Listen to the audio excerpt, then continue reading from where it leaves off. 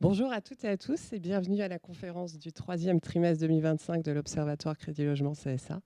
Bonjour Michel, Bonjour Caroline. vous allez bien? Pour le moment, ça va encore. C'est déjà un bon début alors. Michel, on était là il y a un an et on parlait déjà d'incertitudes politiques, économiques, d'un contexte plutôt morose qui nous rendait les prévisions sur le marché immobilier assez compliquées. Finalement, un an après, on se rend compte que ce premier semestre 2025 a été un bon premier semestre, que la dynamique a été dans une bonne tendance en tout cas, et a confirmé ce qu'on voyait déjà en 2024. Donc finalement, aujourd'hui, vraiment la question c'est après ce bon premier semestre, qu'est-ce qu'on voit sur le troisième trimestre bien sûr, mais comment se dessine la fin d'année, et puis surtout ce 2026 qui arrive avec encore beaucoup de questions en l'air. Donc, je vous propose qu'on réponde à toutes ces questions aujourd'hui, Michel. Et bien sûr, si vous en avez d'autres, n'hésitez pas à nous les poser en direct. On tâchera d'y répondre également. Voilà, professeur, je vous laisse la parole sans plus tarder. Merci, bonjour à tout le monde. Donc, nous allons présenter les résultats du troisième trimestre. En fait, troisième trimestre, surtout la fin du troisième trimestre, on va voir pourquoi. Maintenant, comme Caroline le rappelait, déjà l'année dernière, nous n'avions pas d'illusion sur la manière dont l'environnement économique, financier allait évoluer. Et quand on regarde les scénarios sur lesquels on travaillait, on retrouve bien. Et pour mémoire, je crois que l'année dernière, on annonçait pour la fin de 2025 un taux moyen autour de 3,30%. On fera un peu moins cette année parce que finalement, on va voir, il y a eu quelques miraculeuses surprises. Bon, maintenant, en termes d'activité, je ne suis pas tout à fait d'accord avec vous. Nous savions que les marchés étaient en train de repartir. Mais la surprise, là aussi, a été que le, le rebond dans l'ancien a été un peu plus vigoureux que ce à quoi on s'attendait. En revanche, le neuf, il est tellement descendu bas que c'est comme le marché de l'amélioration entretien. Il n'y a pas beaucoup d'illusions à avoir. Donc, on va regarder ce qui s'est passé et on va commencer, comme à l'habitude, avec... Les taux. On va commencer par les taux des crédits, 3,12% en septembre. Alors, 3,12% en septembre, ça fait qu'on finit en moyenne un troisième trimestre à 3,09. Depuis le début de l'année, nous avons quand même une évolution qui est assez singulière, puisqu'on a eu dans un premier temps une baisse et puis une reprise.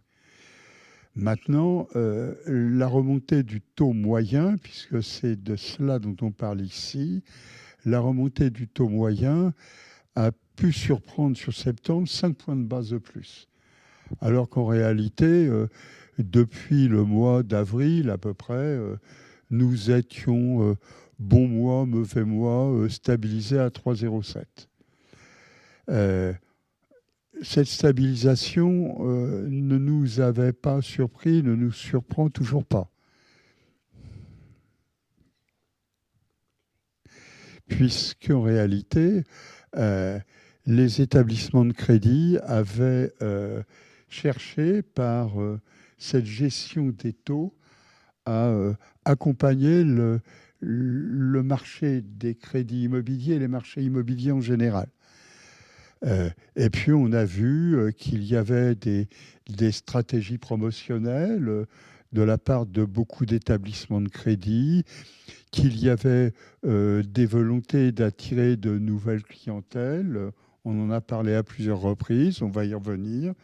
Donc, en fait, qu'on soit resté pendant près de 6 mois à 3,07 était absolument pas surprenant. Et la remontée de 5 points de base en septembre peut surprendre. En réalité, on va voir, elle était attendue. Elle cache simplement une adaptation à des évolutions qui se dessinaient déjà. Et pour bien le comprendre, regardons précisément l'évolution des taux des 3 produits phares. Alors, vous voyez bien, en noir, c'est le taux moyen. Et puis, en bleu, nous avons le taux à 25 ans et plus. En vert, nous avons le taux à 15 ans.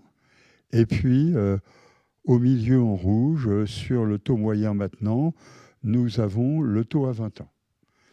Bon, alors, quand on regarde, on s'aperçoit que la remontée des taux des produits phares intervient à partir d'avril. Elle n'est pas régulière. Elle se fait, serais-je tenté de dire, par soubresaut. Nous avons une poussée au mois de mai.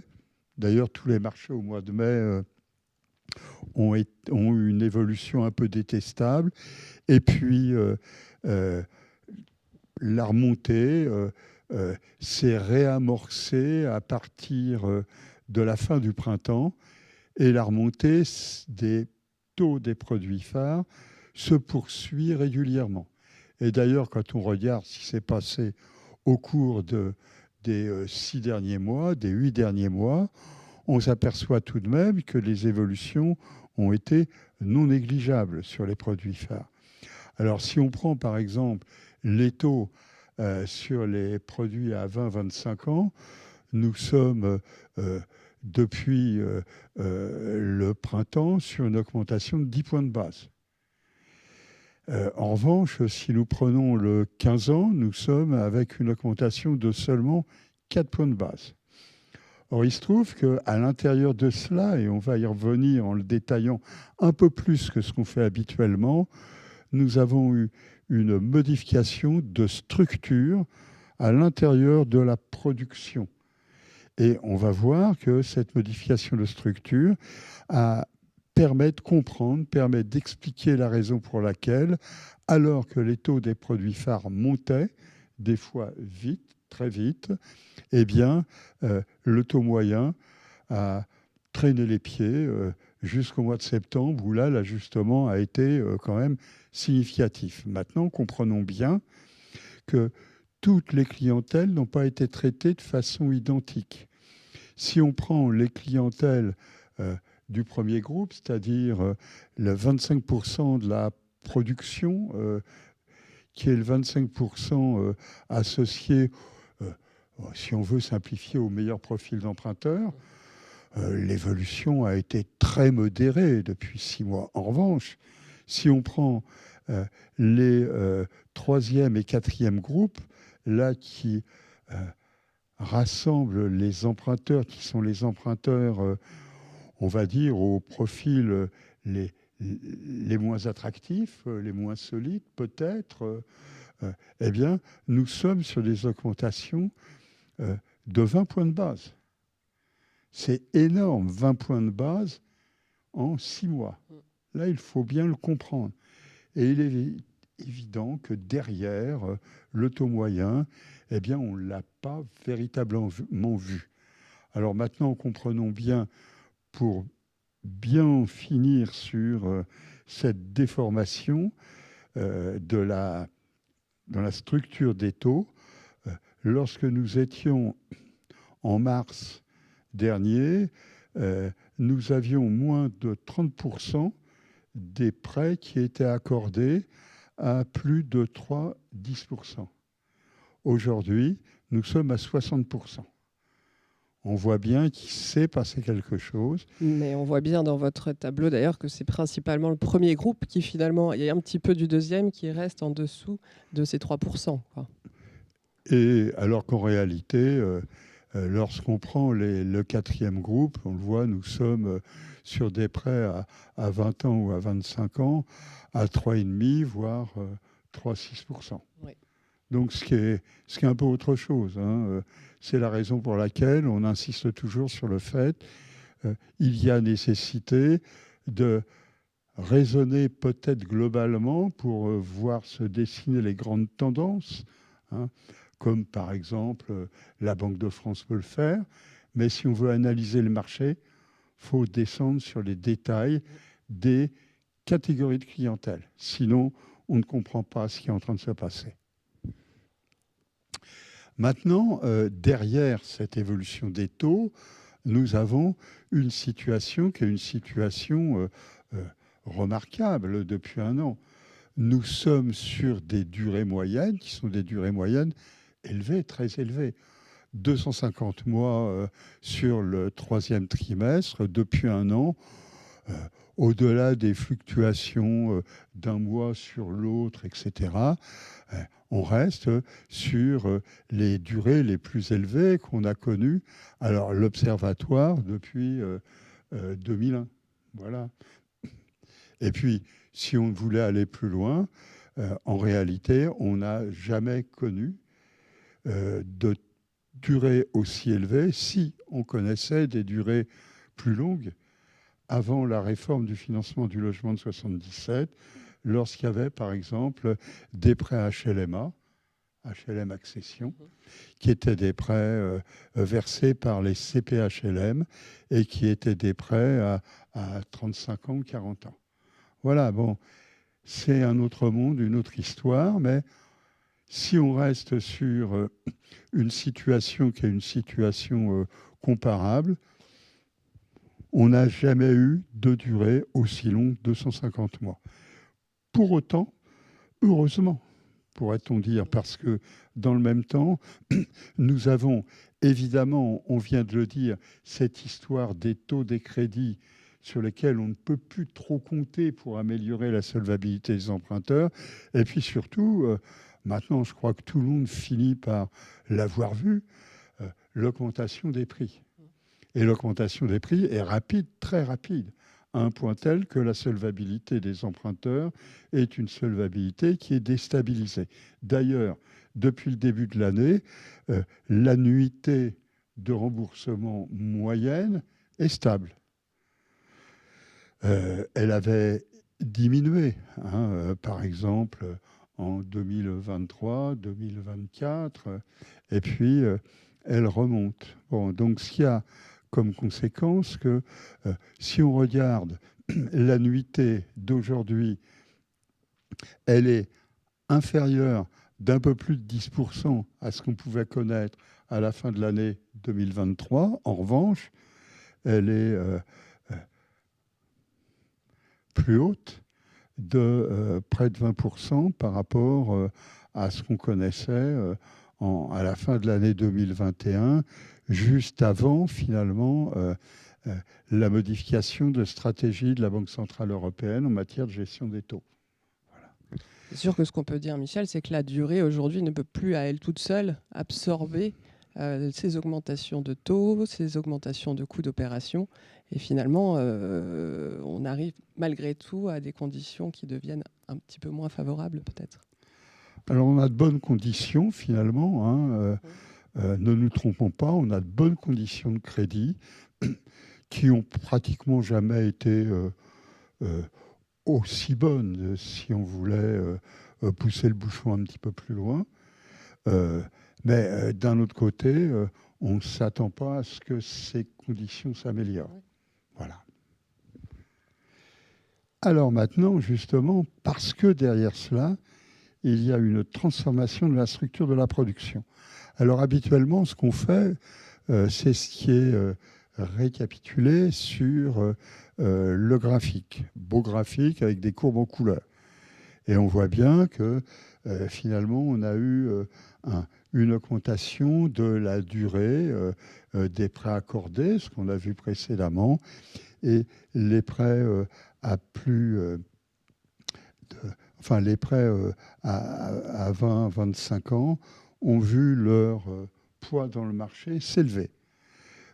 D'ailleurs, quand on reprend la part de la production, qui est la production sur une durée de plus de 20 ans, elle est de 69,3% en septembre.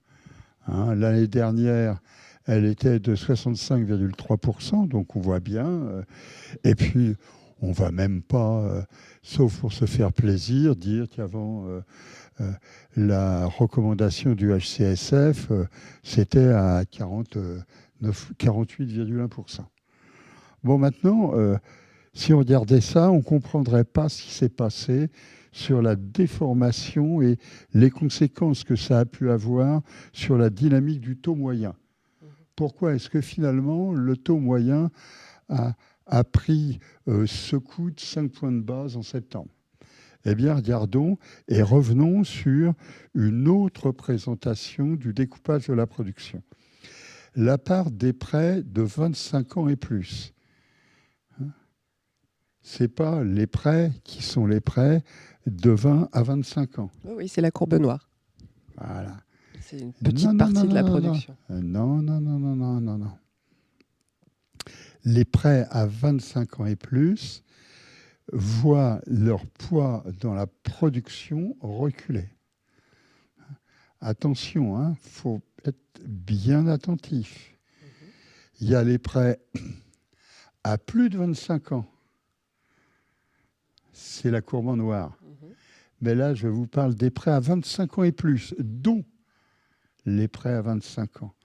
25 ans et des brouettes. Voilà. D'accord. Vous ne faites pas la même segmentation que sur votre graphique. Et c'est la raison pour laquelle on comprend, quand on parle ainsi, que quelque chose s'est passé, puisque la part des prêts de 25 ans et plus, elle recule.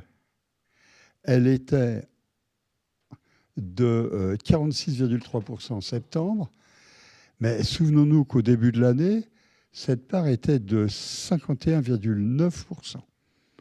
Donc là, il s'est passé quelque chose. Et la structure de la production se déforme. Les durées sont toujours aussi longues, en moyenne. Mais ce sont les prêts qui sont les prêts 20 ans et moins jusqu'à... Moins de 25 ans. Voilà. Enfin, 20 ans jusqu'à moins de 25 ans, qui ont récupéré une partie de ceux qui ne sont plus servis sur les 25 ans et plus. Donc, finalement, on prête long, mais moins long que long d'avant. Voilà. Il y a une déformation à l'intérieur de cela. Ce qui est un peu logique, soyons clairs. Nous sommes dans une évolution de la production qui répond aussi aux contraintes qui sont les contraintes que les établissements distributeurs de crédit ont à gérer au niveau de l'ensemble de leurs équilibres bilanciels, puisqu'un établissement de crédit, ce n'est pas comme un État, ça doit respecter des équilibres. Voilà. Et là, quand on regarde cela, ça signifie qu'on doit s'interroger sur une petite partie de la production, une petite partie, c'est une façon de parler, sur les plus jeunes des emprunteurs, parce qu'en réalité, ce sont les plus jeunes des emprunteurs qui bénéficient des prêts qui sont les prêts les plus longs. Par exemple, si on reprend en septembre, sur les moins de 35 ans, on était à 80,7% d'emprunteurs qui bénéficiaient d'un prêt à plus de 20 ans. Voilà. Et donc, quand la structure de la production se déforme comme ça, ce sont eux qui vont être en première ligne. Et eux, c'est le gros des nouveaux emprunteurs qui alimentent la dynamique du marché et notamment de ce qui reste encore de la primo-accession à la propriété, parce qu'elle a pris un sale coup sur la figure depuis 3-4 ans. Donc, maintenant, derrière tout ça, eh bien, derrière tout ça, c'est-à-dire déformation de la production, mais déformation de la structure de la production, c'est parce qu'il y a aussi déformation des clientèles, soyons clairs, eh bien, on a les 3 évolutions remarquables habituelles. Tout d'abord, on a les coûts des opérations qui continuent à progresser vite, très vite. C'est ce qu'on disait auparavant. Alors, les coûts des opérations et aussi derrière les prix au mètre carré, soyons clairs. Vous le précisez un peu plus tard d'ailleurs. Et c'est énorme comme progression, puisque nous sommes à 4,6% d'augmentation sur un an. L'année dernière, c'était du 0,1. Donc, il y a quand même une formidable accélération. Et c'est bien ce qui rentre dans les types d'évolution que les établissements de crédit cherchent à atténuer en essayant de continuer à accorder des prêts aux durées les plus longues. Maintenant, dans le même temps, le revenu moyen des emprunteurs. Alors, le revenu moyen des emprunteurs, il progresse 2,3% sur un an. L'année dernière, nous étions à 1,7%. Derrière cela, ça ne signifie pas qu'on a des emprunteurs qui, finalement, ont bénéficié d'augmentations salariales cachées que les autres. Non, ce n'est pas ça. C'est que nous avons une déformation dans la structure des clientèles. Et on va y revenir. Hein. On a des clientèles qui sont des clientèles plus aisées, qui arrivent sur le marché, qui remplacent ceux qui ne peuvent plus y accéder compte tenu des contraintes du HCSF pour l'accès au crédit, notamment les primo-accédants. Et ces nouveaux emprunteurs, ces nouveaux emprunteurs, il se trouve qu'ils ont des niveaux de revenus en moyenne plus élevés que ceux qui sortent, ceux qui ne peuvent pas rentrer plus exactement. Et dans le même temps, troisième évolution, c'est l'apport personnel. L'apport personnel moyen qui recule, il recule de 3,6%. L'année dernière, il progressait de 2,9%. Alors, ne nous trompons pas dans l'interprétation parce qu'il y a des commentaires qui, de la part d'institutions monétaires, par exemple, qui probablement vont en tirer une mauvaise conséquence. Si l'apport personnel baisse, c'est tout simple le taux d'apport personnel, enfin le niveau, pardon, de l'apport personnel baisse. C'est parce que nous avons des emprunteurs qui sont des emprunteurs plus aisés, certes, mais qui se sont déplacés sur le marché, qui se sont déplacés sur des territoires qui sont des territoires différents de ceux sur lesquels ils pouvaient acheter auparavant. Ou au contraire, qui sont revenus sur des marchés qui sont des marchés très tendus, comme on dit habituellement, où ils peuvent réaliser parce qu'ils peuvent revendre. Et donc, ça modifie complètement les équilibres qui sont les équilibres des plans de financement des nouveaux emprunteurs. Et donc, nous avons cette évolution et qui fait néanmoins que quand on regarde ce qui s'est passé au troisième trimestre, nous sommes encore sur des niveaux d'apport personnel ou des taux d'apport personnel de l'ordre de 30 à 40% supérieurs à ceux qu'on pouvait connaître avant la recommandation du HCSF. C'est ce que j'allais vous faire dire. C'est en baisse, mais malgré tout, ça reste sur des niveaux très importants. Ça reste sur des niveaux qui sont des niveaux pharaoniques. Et l'activité du marché des crédits, dans ces cas-là, cette activité décrit la complexité de ce qui est en train de se passer. Certes, si nous prenons, et c'est l'élément qui est l'élément de synthèse globale que les uns et les autres ont derrière la tête, si on prend la production de crédit, nous sommes en augmentation, 12 mois glissants, de 39%. Bon, c'est sous des rythmes de progression qui surprenaient. Il y a encore, vous vous souvenez? Oui, on les réexpliquait dans le détail. Même la Banque de France a fini par le constater. Voilà. Mais derrière cela, nous avons des évolutions qui sont des évolutions qui méritent attention, puisque si on prend le troisième trimestre en glissement trimestriel, c'est-à-dire troisième trimestre comparé au deuxième trimestre de cette année, nous sommes en recul de 8,9%. Pourquoi ? Simplement parce que, d'abord, nous avons mangé une partie du pain blanc des augmentations rapides.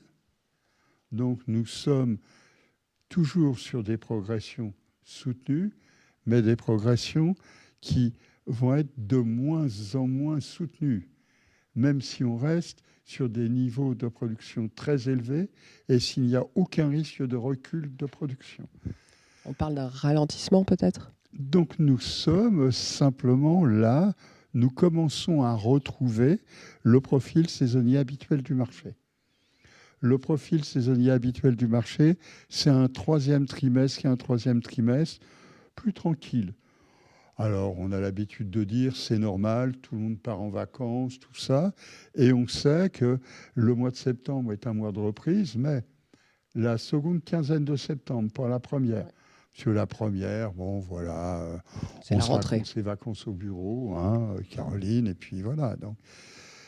Bon, et l'un dans l'autre, ça a comme conséquence que finalement, quand on regarde le troisième trimestre en glissement annuel, donc on compare le troisième trimestre 2025 au troisième trimestre 2024, eh bien le rythme de progression ralentit par rapport au rythme de progression des 12 mois glissants.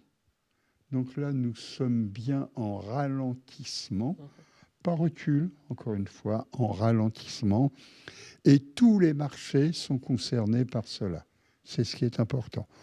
Maintenant, d'un autre côté, nous sommes, oui, sur des progressions qui sont des progressions qui sont extraordinaires en termes plus 39% de production, plus 46,1% en nombre de prêts accordés. Pour autant, souvenons-nous que si on compare la situation actuelle à la situation qui prévalait avant les recommandations du HCSF, nous sommes tout de même avec un nombre de prêts qui est de 29% inférieur à ce qu'il y avait avant et un niveau de production qui est de 40% inférieur à ce qu'il y avait avant. C'est ce qu'on voit sur la courbe. Donc, c'est bien, mais ce n'est pas aussi bien que cela fut. Alors, on regarde marché par marché comme on le fait habituellement. Le neuf, pour commencer. Le marché du neuf a cette particularité, ça n'a échappé à personne, qu'il traverse une mauvaise passe. Je ne parlerai même pas du niveau de la construction qui fait rire tout le monde, compte tenu du peu de crédibilité qu'on accorde aux statistiques publiées. Mais si on prend la statistique publiée qui est une statistique publique, rappelons tout de même qu'au mois d'août, dernier chiffre publié, on produit pas plus de logements en France qu'en 1954. Voilà. Bon. Donc, comprenons, c'est un marché qui est un marché étroit, très étroit. Pour autant, la particularité, c'est que le niveau de l'apport personnel, il progresse très rapidement dans le neuf. Très rapidement. Souvenez-vous ce qu'on a dit sur l'ensemble. Ça baissait. Là, ça monte. Pourquoi ça monte ? Eh bien, ça monte parce que le marché du neuf, bien sûr, il n'est pas au mieux de sa forme, mais d'un côté, il y a le secteur de la maison individuelle qui surperforme, parce que là, c'est reparti, je ne vais pas dire comme en 40, ce n'était pas terrible, comme en 14, d'accord ? Et en revanche, le marché de la promotion immobilière s'est effondré. Or, il se trouve que les conditions de financement, d'une part, et les catégories de clientèle, d'autre part, on va le retrouver, sont telles que, finalement, niveau moyen de l'apport personnel, il progresse de plus de 12% dans le neuf. Pour autant, soyons clairs, c'est comme pour l'ensemble, nous sommes très supérieurs à tout ce qu'on a pu connaître. Voilà. À l'intérieur de cela, nous avons la déformation, qui sont la déformation des clientèles. Bon, par l'allongement des durées des prêts, notamment par l'attention qu'ils portent à la primo-accession, enfin ce qu'il en reste, soyons clairs, par l'attention qu'ils portent aux jeunes emprunteurs qui sont leurs vieux clients de plus tard. D'accord ? Les établissements de crédit ont soutenu et continuent à soutenir les emprunteurs de moins de 35 ans. Mais il se trouve que ces emprunteurs de moins de 35 ans, eux aussi, commence à connaître un marché qui n'est plus comme avant. D'abord, on a parlé de ce qui se passe sur les durées. Hein. Je réinsiste, hein, parce qu'on va le voir arriver dans les mois qui viennent, dans les trimestres qui viennent. On en reparlera. Donc déjà, on a ce qui se passe sur les durées, et puis l'augmentation des coûts. L'augmentation des coûts des opérations. Ne croyons pas ce qu'on lit parfois, même dans le neuf, les coûts des opérations progressent rapidement. Ce n'est pas parce que les promoteurs donnent des cuisines et tout plein de choses avec pour pouvoir réduire le stock que les prix ne progressent pas. Il y a une différence entre le coût, et même c'est un coût caché, et le prix. Et le prix continue à progresser vite et très vite. Et en revanche, quand on regarde d'ailleurs par tranche de SMIC, on s'aperçoit que les établissements continuent à chercher à porter à bout de bras les emprunteurs qui sont les emprunteurs les plus modestes. Les plus modestes, c'est moins de 3 SMIC. Hein. Ce sont les plus modestes parmi les emprunteurs, mais pas parmi l'ensemble de la population. Oui, bien sûr. Hein, c'est la base des emprunteurs, il faut être clair. Hein, relativisons par rapport à l'objet qu'on est en train de traiter. Bon, mais ça signifie que de toute façon, nous avons aussi derrière cela l'histoire du redressement de la construction de maisons individuelles. Parce que le redémarrage rapide, très rapide du secteur de la construction de maisons individuelles, porté notamment par l'amélioration du prêt à taux zéro de Valérie Létard, d'accord, ce redémarrage du secteur de la maison individuelle profite aux jeunes qui accèdent à la propriété en milieu rural, parce que si on n'accède pas à la propriété en milieu rural, on met sa tente, hein, parce qu'il n'y a rien d'autre, il n'y a quasiment pas de locatif. Et puis, dans les communes qui sont les communes de taille moyenne. Voilà. Donc, selon vous, Michel, c'est quand même l'élargissement du PTZ qui a aidé au redémarrage, en tout cas, de ce secteur de la maison individuelle ? Pour ces clientèles-là, oui, bien sûr. Et pour ce marché-là, oui, bien sûr. Souvenons-nous que, oui, cette année, on ne va pas faire un score extraordinaire en nombre de prêts à taux zéro dans le neuf, mais compte tenu du fait que c'est presque, je ne vais pas dire essentiellement, je vais dire, c'est principalement de la maison individuelle, eh bien, ça signifie que si je fais un calcul de coin de table dans ma tête et à l'heure qu'il est, je dirais que la moitié des accédants à la propriété en maison individuelle ont un prêt à taux zéro. D'accord ? À vérifier alors. Ça fait pas mal quand même. Hein ? Oui. Mais bon, il est clair que dans le neuf comme ailleurs, l'évolution de la production sur 12 mois, elle est bonne. On est parti tellement bas, encore une fois. Hein. Ne nous trompons pas. Hein. Faisons pas comme si, finalement, comme je l'entends parfois dans des réunions où des institutions monétaires interviennent, non, tout n'est pas reparti. Hein. Bien au contraire. Et quand on regarde 12 mois glissants, nous sommes à 40,8% d'augmentation de la production, mais ça signifie qu'on est quand même, en termes de production, 42% sous le niveau qui est le niveau des années d'avant la recommandation du HCSF. Donc, quand il y avait encore des primo-accédants modestes avec faible apport personnel sur le marché. Ce qu'il n'y a plus, soyons clairs. De ce point de vue-là, ça a nettoyé le marché. Bon, mais sur le neuf, comme pour l'ensemble de la production, voilà, eh bien, nous avons un recul saisonnier. Nous retrouvons la saisonnalité du marché. Du troisième trimestre. Du troisième trimestre. Voilà. Et pour marquer les esprits, je dis, si on prend le nombre de prêts accordés en septembre, il progresse de 45% en glissement annuel, septembre en glissement annuel, Mais en mars, il progressait de 94%. Nous sommes en train d'atterrir haut, mais on atterrit. Et ce n'est pas un atterrissage avec écrasement. Non, il n'y aura pas besoin de sortir la boîte noire. Dans l'ancien,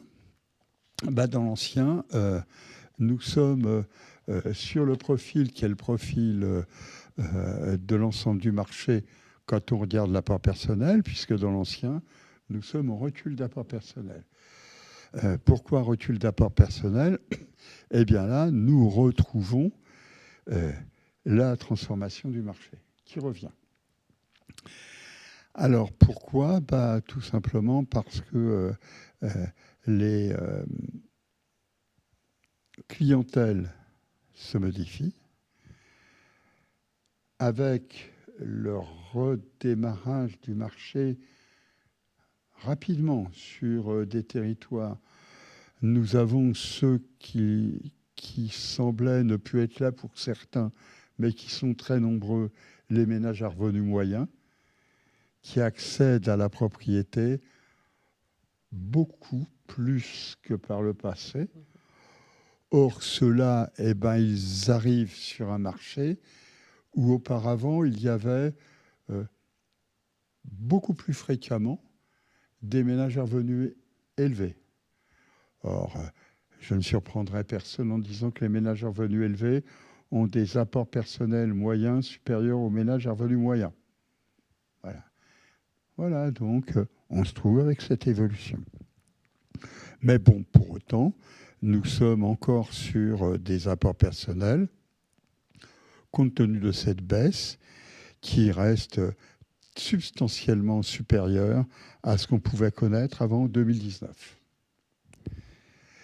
Et les clientèles?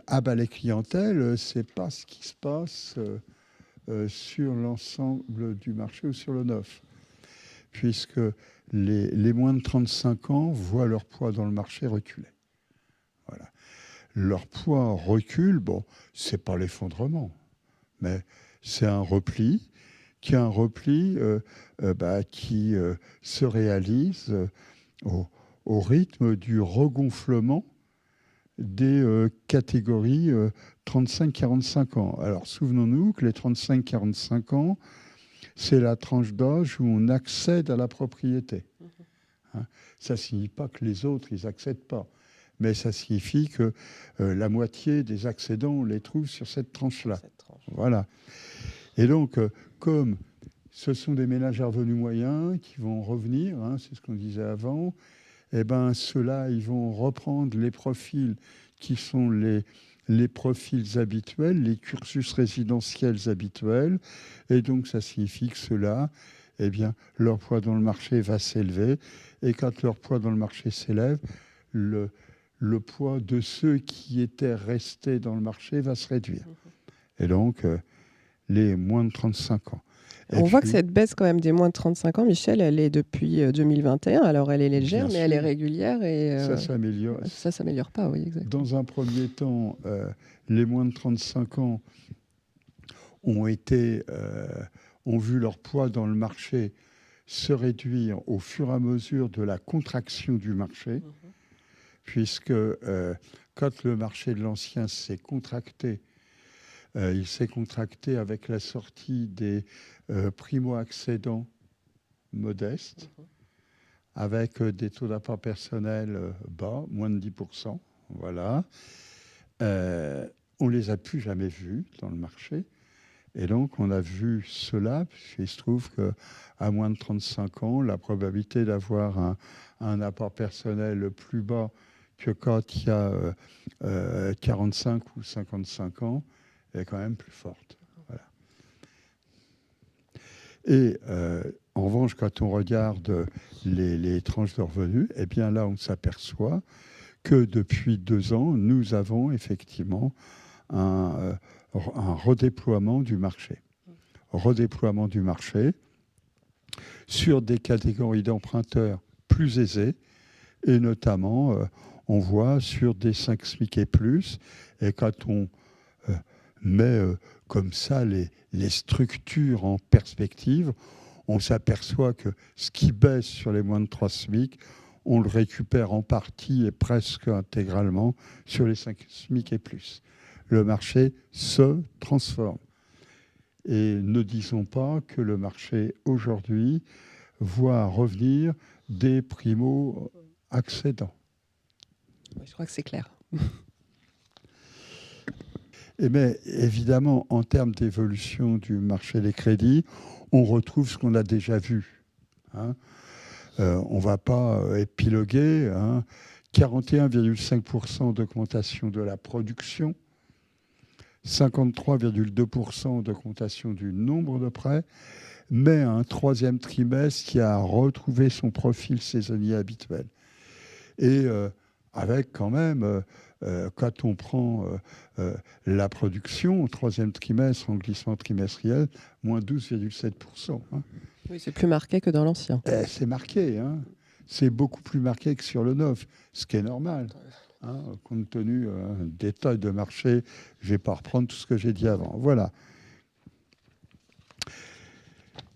Alors, toutes ces évolutions-là ont des conséquences, soyons clairs. Une des conséquences, c'est ce qu'on a dit avant, finalement, les conditions de crédit restent bonnes. Même si les prix augmentent, même si les taux sont plus ce qu'on aurait voulu qu'ils soient, les durées sont mieux que ce qu'on aurait souhaité. Et au total, eh bien, la capacité, qui est la capacité des emprunteurs à acheter, s'élève. Sur un an, plus 2,4 mètres carrés en plus. C'est important quand on se souvient que nous sommes aujourd'hui sur les meilleures des capacités à acheter que l'on connaît depuis 25 ans. Voilà, donc même si le marché tout saute, même si le marché n'est pas à la hauteur de ce qu'on pourrait espérer, néanmoins, il affiche ce qui ressemble à des fondamentaux pour la demande qui sont de bonne qualité. C'est un des paradoxes et on va relire une des situations paradoxales par la suite. Parce qu'effectivement, vous avez raison, on est à un très bon niveau qui pourrait être équivalent des années FAST, si on peut bien dire, sûr. De 2019, 2010, enfin même au-dessus.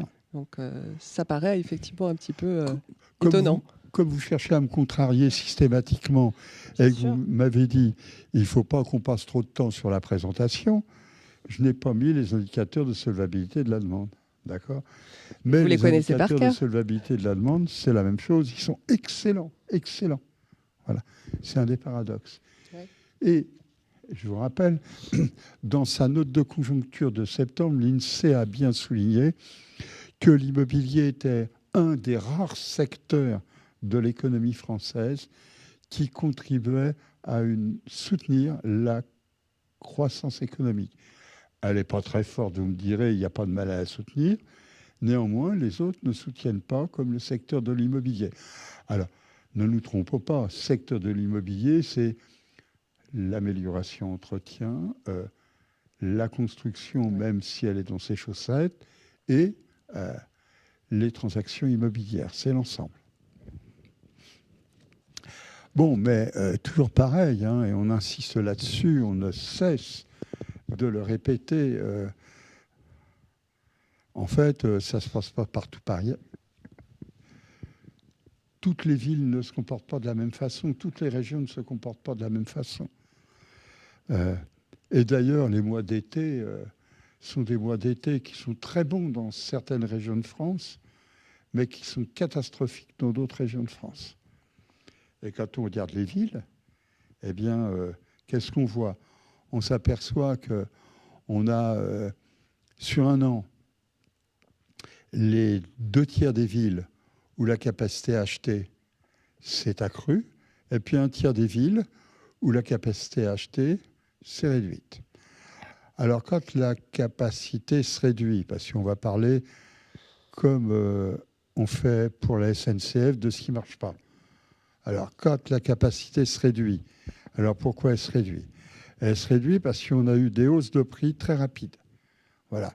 Alors j'ai pris, comme on est à Brest, évidemment, hein, on a des hausses de prix qui sont vertigineuses en comparaison de ce que sont les niveaux de revenus des ménages qui habitent le territoire.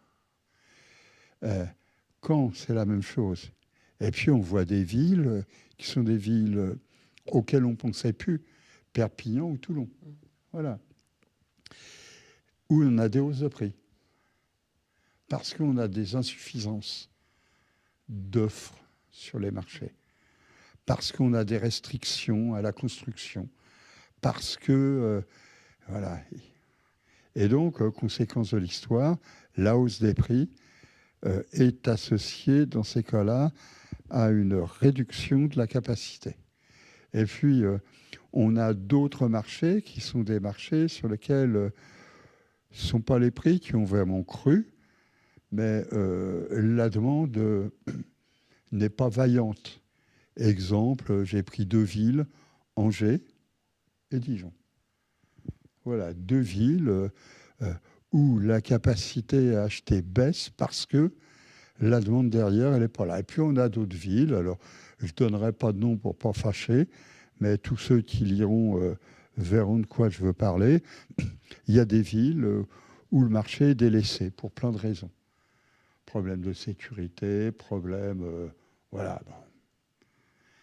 Et donc, on a des baisses de capacité à acheter, alors que sur les 2 tiers des villes, on a une augmentation de la capacité à acheter, des fois très rapide. Alors maintenant, parlons de ce que tout le monde aime bien. Les perspectives. Le reste, les gens, ils restent parce qu'ils veulent savoir ce qui va se passer après. Alors, nos 2 indicateurs habituels sur l'évolution de la production en niveau annuel glissant et en glissement annuel. Alors, on retrouve ici les rythmes de progression pharaoniques. Et maintenant, voilà. D'ailleurs, j'ai remarqué qu'il n'y avait plus d'articles qui mettaient en doute le rythme d'évolution de la production de l'Observatoire Crédit Logement CSA. Oui, le décalage, effectivement, qui pouvait être affiché. On a le décalage, voilà. Et puis, les observateurs attentifs verront que quand ça tout saute sur Crédit Logement CSA, ça tout saute quelques mois plus tard, 3 mois en général, c'est le temps de prise de conscience de la situation, sur l'indicateur qui est l'indicateur de la Banque de France. Voilà. Mais on voit dans les 2 cas, nous avions bien franchi le point bas, et puis nous étions depuis le début de l'année ou un peu plus tard sur les zones de croissance. Mais depuis quelque temps, nous sommes sur les zones d'hésitation. On plafonne. Voilà. On ne planchonne pas, on plafonne. Et alors, il se trouve que nous avons une évolution des taux qui reste tout à fait surprenante. Hein. Alors, on n'a rien parmi les grands indicateurs, qui sont les grands indicateurs d'environnement du marché en termes de taux, qui nous disent que quelque chose est en train de se dérégler. Hein. Que ce soit, c'est paradoxal, que ce soit le rythme de l'inflation qui se réduit, que ce soit le taux d'usure, par exemple, sur les prêts à plus de 20 ans, qui en gros reste plat, 5,08 avant, 5,09 maintenant. Même sur le marché obligataire, nous sommes avec des taux qui sont des taux finalement qui... quand on prend les taux d'hier, on était à 3,36%. Hein. Oui, c'était monté plus haut, mais effectivement, ça redescend aussi. Je suis désolé, je n'ai pas encore vu ce matin, parce que vous m'avez embêté avec... Bon, je ne peux pas encore vous dire pour le 16 octobre, mais toujours est-il que depuis le début du mois, nous sommes à 3,50%, c'est-à-dire inférieur au mois de septembre. Alors, dans ce paysage-là, eh bien, sur les taux des crédits à mi-octobre, nous restons à 3,12%. On ne bouge pas. C'est-à-dire que par rapport à l'explication longue qui vous a été donnée précédemment, nous avons absorbé les conséquences de la déformation de la structure de la production. Et maintenant que cela est absorbé, on reste à niveau 3,12 en octobre comme 3,12 en septembre. Et du côté des durées, c'est la même chose. Alors, 248 mois, alors j'insiste, le 250 mois, c'était sur le trimestre. Hein, d'accord ? Là, on parle de la durée sur le mois d'octobre. Pareil, 248 mois comme en septembre. Voilà. Donc, ce qui fait que dans ce paysage, qui est un paysage qui est troublé, hein, il n'y a pas... l'environnement politico-économique, il n'est pas brillant. Hein. Dans ce paysage, qui est un paysage tourmenté, finalement, ce qui se passe sur les taux des crédits immobiliers et ce qui se passe sur le marché des crédits immobiliers révèle une zone qui est une zone, je ne vais pas dire de stabilité, mais une zone d'évitement des grands déséquilibres.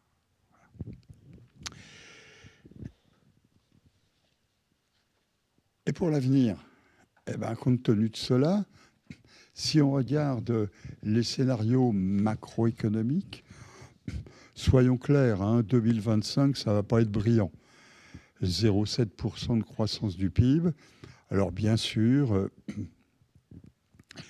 si on prenait le scénario officiel, c'est toujours bien mieux. Hein. Mais pour 2026, ce sera dans les mêmes eaux, 0,6%.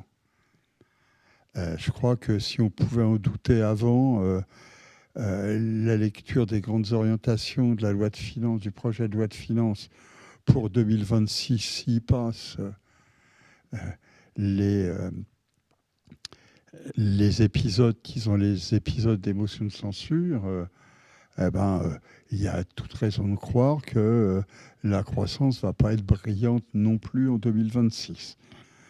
Avec un risque sur la remontée du chômage qui se confirme et sur le pouvoir d'achat qui va rester en berne. Alors, moins de 0,5% de croissance en 2025-2026.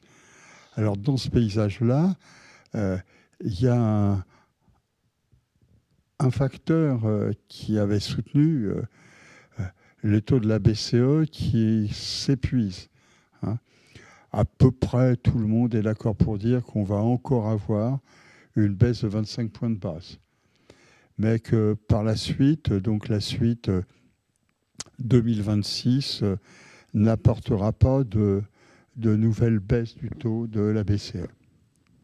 Donc l'un dans l'autre, on se retrouve avec finalement un environnement qui est un environnement pas pire au plan économique que ce qu'on pouvait connaître, pas mieux au plan financier. Et donc ce qui fait que en termes d'évolution du taux moyen des crédits, nous pensons que le quatrième trimestre finira à 3,25 au pire. Voilà, ce qui est finalement pas mal compte tenu de ce qu'on disait il y a un an, hein, je le rappelle. 3,30, oui. Ben oui, soyons heureux. Ce qui fait que nous serons sur une année à 3,14%. Ça fait quand même 23 points de base de moins que... Non, que dis-je comme bêtise. Il n'y a pas ma lunette. Ça fait quand même 53 points de base de moins que durant l'année 2024. Et puis on reste sur une année 2026 qui, au-delà des hésitations, des perturbations, va afficher une zone de platitude, parce que c'est bien platitude, non? Une zone de platitude des taux. Voilà. Peut-être après une petite augmentation sur le T1 quand même. Alors après, c'est une autre histoire. Là, si vous me parlez de 2027, je préfère pas vous en parler parce qu'on ne va pas effrayer les auditeurs pour qu'ils reviennent la fois suivante. D'accord. Très bien. Vous faites du teasing, Michel. Et en termes d'évolution de la production, alors là, on présente toujours pareil, l'évolution de la production mesurée au niveau des offres acceptées. Hein, alors, c'est l'indicateur le plus avancé. Hein. C'est un indicateur avancé, mais avec derrière un coefficient de perte, qui est un coefficient de perte, bon an, mal an, 7%, 8%. Voilà. Parce qu'il y a des offres qui sont acceptées, qui ne donneront jamais lieu à engagement. Qui seront annulées. Il y a une multitude d'offres qui peuvent être acceptées sur un même projet, bon voilà, etc. Bon, donc, ce qui fait, et là, vous m'avez perturbé avec vos commentaires avant le début de la séance, d'accord? Et vous me dites, oh là là, mais cela signifie que nous allons avoir une augmentation de plus de 14% de la production de crédit en 2026. Une évolution, en tout cas. Hein, je dis, oh là là là là, soyons prudents, parce que nous sommes sur des offres acceptées, donc on va avoir des annulations qui seront plus nombreuses en 2026 en période de redémarrage de la production que cela fut le cas en 2024 et en 2025 où les uns et les autres hésitaient encore et où les prudences étaient beaucoup plus grandes. Deuxièmement, nous sommes sur des niveaux annuels de production, donc ça signifie qu'à l'intérieur de l'activité du marché des crédits immobiliers de 2026, nous aurons un second semestre qui sera meilleur que le premier semestre. Que le premier semestre, hein, vous savez, ça va être... voilà, on va parler que des élections municipales. Hein. Bon, il va se passer des choses. Et donc, nous allons avoir, notamment en 2026, un début de redémarrage du marché de la construction. Et donc, marché de la construction, ça signifie des offres qui sont des offres qui interviendront plutôt à partir de la rentrée de septembre sur le 4e trimestre. Donc, ça signifie qu'au total, derrière les 14% d'augmentation d'offres acceptées, hein, tel qu'on le voit ici, on aura une augmentation de 10,5-11% des crédits engagés. Voilà. Et alors, soyons clairs, faisons bien attention. 10, allez, je vous le mets à 11%, on ne va pas se battre là-dessus, 11%, mais avec derrière des augmentations de valeur de 4%. Donc, on va rester avec des augmentations de volume d'activité de 6,5%. C'est beau, c'est bien. Ça fait longtemps qu'on ne pensait plus que des rythmes d'évolution aussi rapides puissent se retrouver. Eh bien, on les a retrouvés. Merci pour ces explications, Michel, parce qu'effectivement, en lisant simplement le graphique, on pouvait se dire que l'optimisme affiché pouvait poser question. Donc, c'est très clair maintenant. Surtout qu'il y a un chiffre là qu'on n'a pas mis en avant, mais malgré tout, qui est dans la version complète qui sera à votre disposition à tous. C'est quand même l'intention d'achat des ménages qui, elle, remonte fortement et qui, dans votre explication, aurait pu aussi justifier une perspective positive. Bien sûr, c'est le point qui est le point qui a un peu étonné et sur lequel l'INSEE avait embrayé pour sa note de conjoncture. Hein. Nous avions eu, sur le premier trimestre de l'année 2025, une dégradation et des intentions de souscription de prêts immobiliers et une dégradation des projets d'achat immobilier. Et puis, il se trouve qu'il ne s'est passer quelque chose. Et à partir d'avril, mai, nous avons vu que les indicateurs d'intention se redressaient ou se stabilisaient. Donc finalement, nous sommes en septembre, octobre, à fin septembre, octobre, nous allons bientôt avoir les éléments.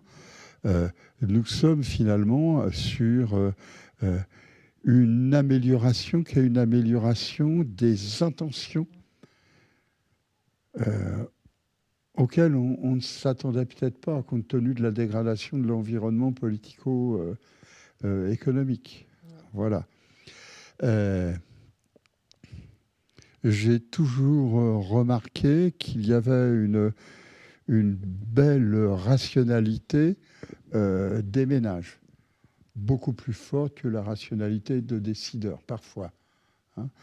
Et cette rationalité fait qu'ils ont pris conscience, aussi parce que des établissements de crédit leur ont présenté les éléments, ils ont pris conscience du fait que finalement, les conditions de réalisation des projets sont réunies. Qu'est-ce qu'on voit ?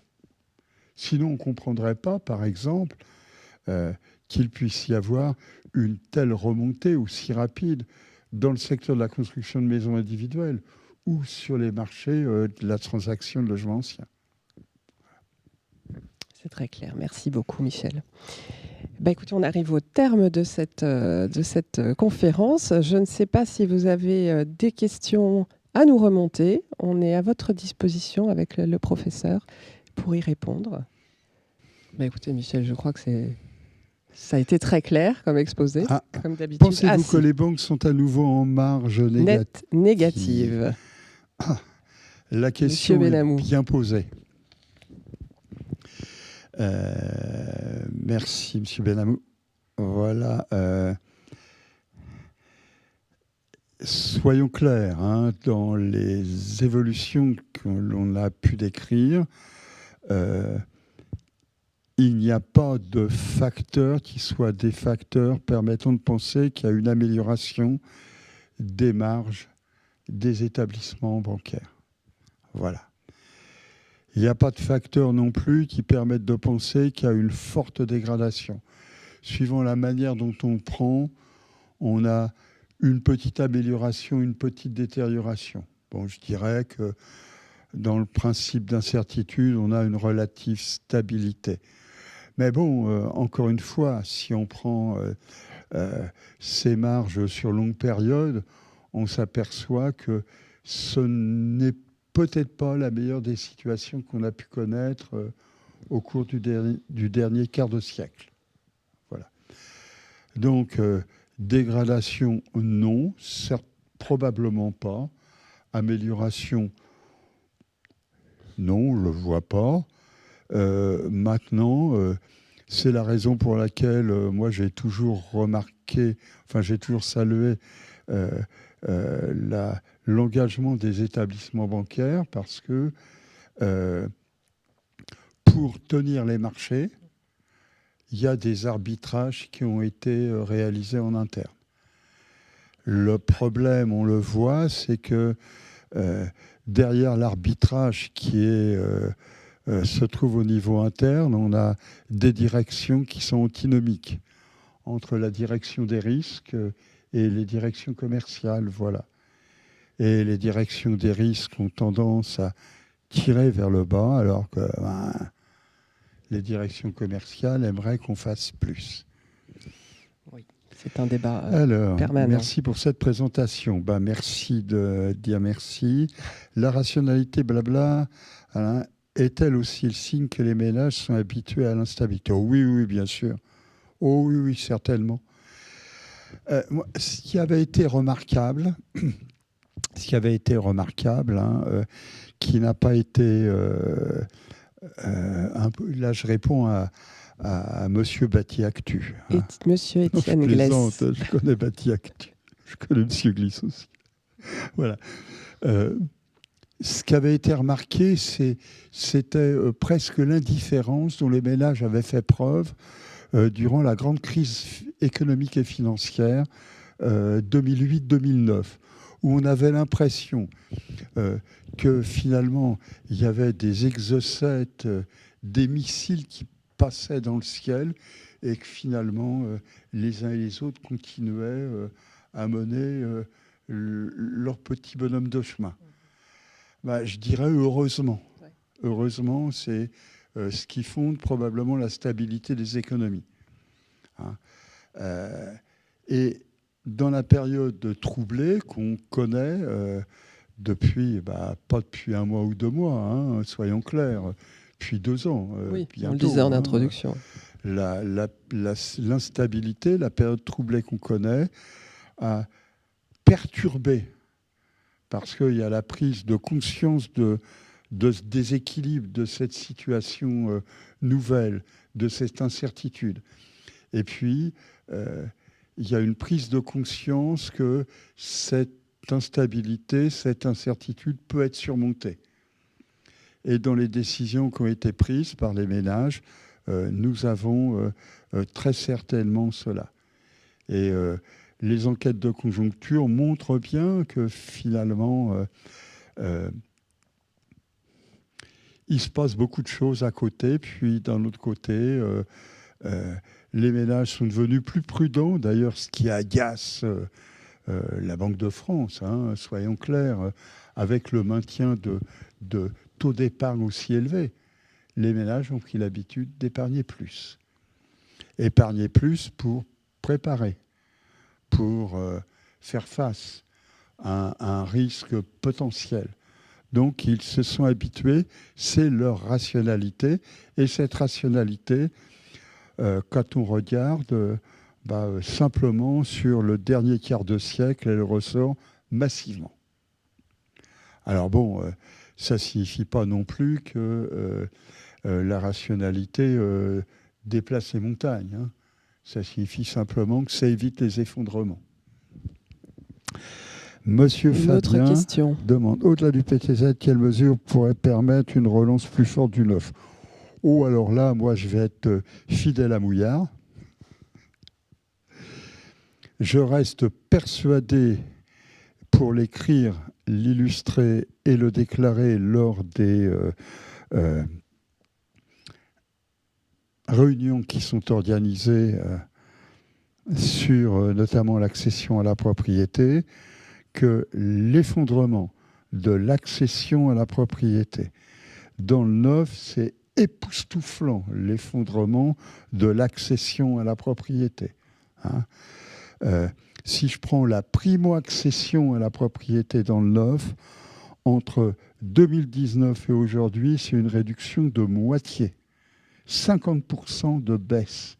Nous sommes descendus à un nombre de primo-accédants dans le neuf en 2024, qui est le plus bas que l'on connaisse. Alors, je prends l'après-réforme de 1977, depuis 1978. On n'a jamais connu aussi bas. Voilà. Donc, qu'est-ce qu'on pourrait faire? Simple, très simple, ça ne coûte rien, ça peut rapporter gros, sauf que ça coûte beaucoup pour ceux qui devront prendre la décision. Faut revenir sur la recommandation du HCSF. Je rappelle simplement que si je prends les accédants à la propriété, la chute de l'accession à la propriété entre 2019 et 2024 s'explique par l'éviction du marché des emprunteurs qui sont des emprunteurs à apport personnel bas, 10% d'apport personnel ou moins. C'est-à-dire des accédants modestes, primo-accédants, familles, avec enfants, en milieu rural, etc. Voilà. Donc, si on veut relancer plus fortement, au-delà de la maison individuelle, d'accord, oui. L'activité sur le marché du neuf, il faut revenir sur la recommandation du HCSF. Je suis clair dans ma réponse. C'est très clair. Bah, écoutez, je crois qu'on arrive au bout. Je vous remercie beaucoup tous et toutes pour nous avoir écoutés et pour avoir posé ces questions. Michel, un grand merci pour toutes ces explications. Évidemment, vous recevrez le communiqué de presse et toute la documentation, donc n'hésitez pas si d'autres questions... Et en couleur, bien sûr. N'hésitez pas si d'autres questions vous viennent et vous souhaitez les poser. On reste à votre disposition. Merci beaucoup et à très bientôt. Merci, à bientôt. Et bon appétit. Et bon appétit. Au revoir.